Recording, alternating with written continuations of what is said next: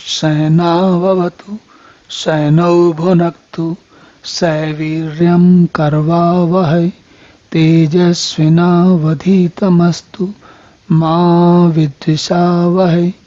ओम शांति शांति शांति। हरि ओम।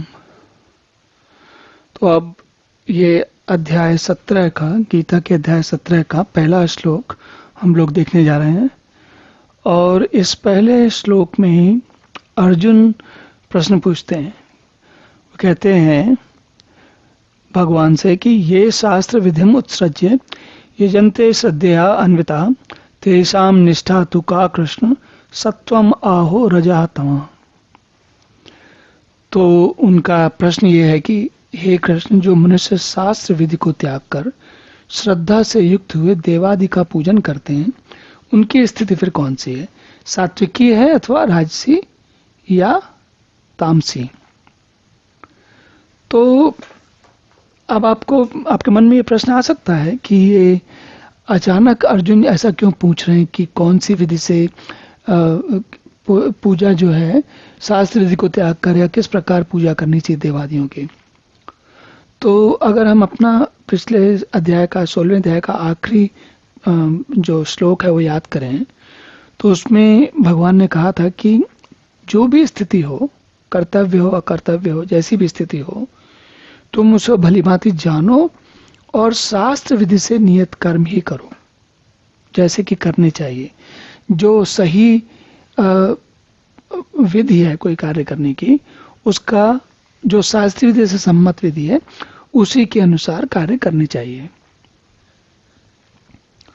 तो उस श्लोक के उत्तर में जब भगवान कृष्ण ने वो बताया, तब अर्जुन ने पूछा ये कि भाई शास्त्र विधि से करना चाहिए सारे काम, तो इसका मतलब जो लोग नहीं करते, अगर शास्त्र विधि को त्याग कर श्रद्धा से युक्त है, श्रद्धा है लेकिन शास्त्र की विधि नहीं है, तो उनकी स्थिति कौन सी मानी जाएगी, या उनको उनकी स्थिति को क्या समझना चाहिए। तो अब ये विषय है, देखिए हम पिछले अध्याय में जो बात चल रही थी वो थी देवासुर संपदा की, दैवी संपदा और आसुरी संपदा की। और उसमें भगवान ने बताते बताया था कि जो लोग दैवी संपदा से लेकर जन्म लेते हैं उनका क्या स्थिति होती है, और जो आसुरी संपदा लेकर जन्मते हैं, जीवन जीते हैं, उनकी क्या स्थिति रहती है।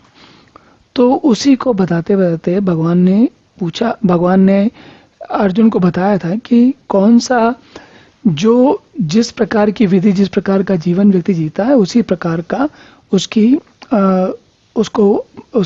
गति होती है, जो अंतिम गति होती है वो उसकी उसी अनुसार होती है।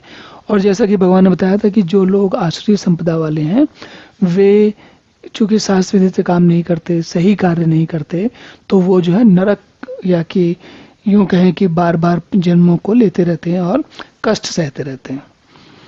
तो इसी तारतम्य में अर्जुन ने अब ये प्रश्न पूछा है, और अब देखते हैं कि भगवान क्या उत्तर देते हैं।